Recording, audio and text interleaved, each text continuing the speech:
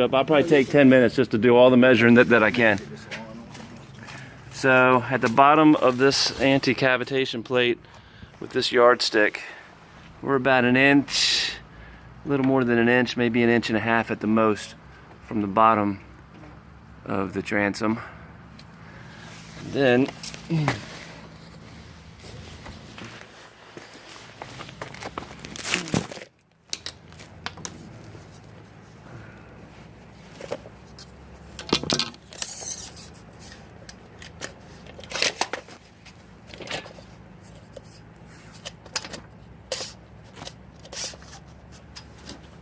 now, from the true bottom, now I'm measuring from the bottom of this entire tunnel, pretty much a horizontal straight line. I'm going to measure to the bottom of that, and then I'm going to measure to the bottom of this and see how much lower right now that is. Actually, I'm doing it wrong. Alright, so we're at 31 inches to the bottom of the tunnel, or the top of the tunnel, I should say. We are at 31. We're at, in this setup, we're at 24.5 inches to the bottom.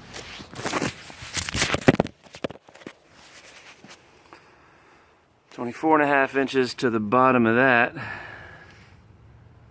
And then we're at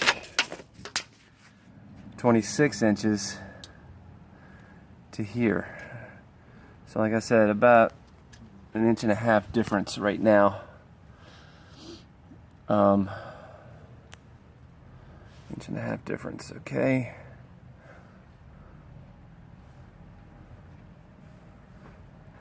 I think we'll be all right. I think we'll be all right.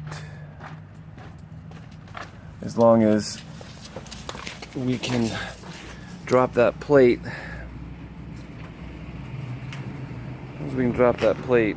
the 2 inches to go from the 14 to the 12, we will be about a ½ inch or so above the bottom of this, a ½ inch to an inch above that with the anti-cavitation plate. I think it's going to be all right. I think that'll be all right. And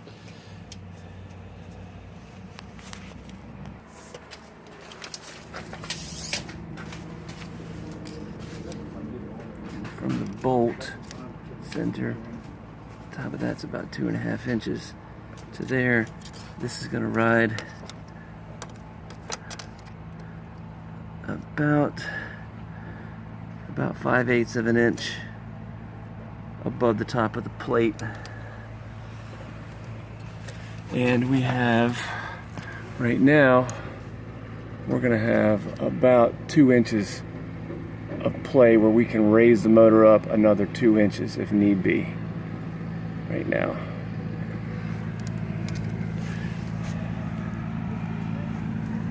And 2 inches, 4 bolt holes. Of course, we got this 1.5 inches here, so this unit's going to go up 1.5 inches higher, getting this out of the way. But we could always bring it back down if we need to and keep this in the water if it doesn't seem to be a problem. Worst case scenario.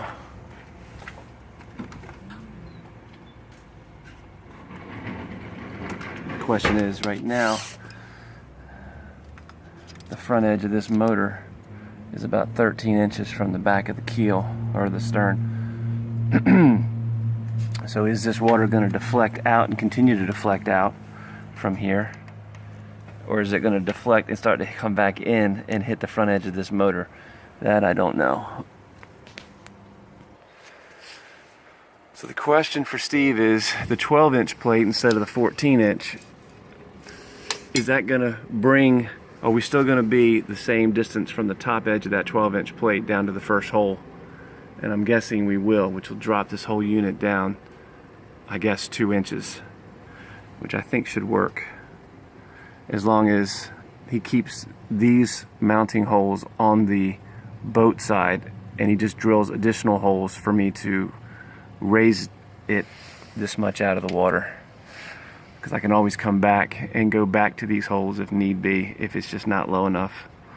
And it gives me 2 inches of additional height that I can do, and if he gives me the 14-inch bracket, it gives me another 2 inches of height. So we're gonna have at least 4 inches of play with this thing, even at this mounting height right here, and then an additional 1.5 inches if we go back to this bolt configuration. So total 5.5 inches of play if need be.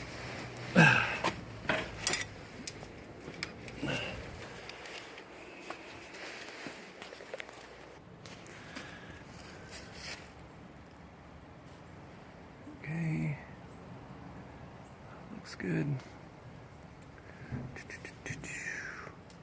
So that hole to here is about 2 inches, roughly speaking.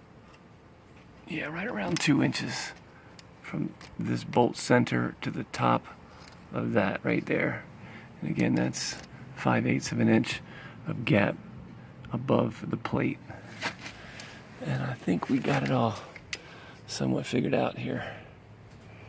I think we got it all figured out.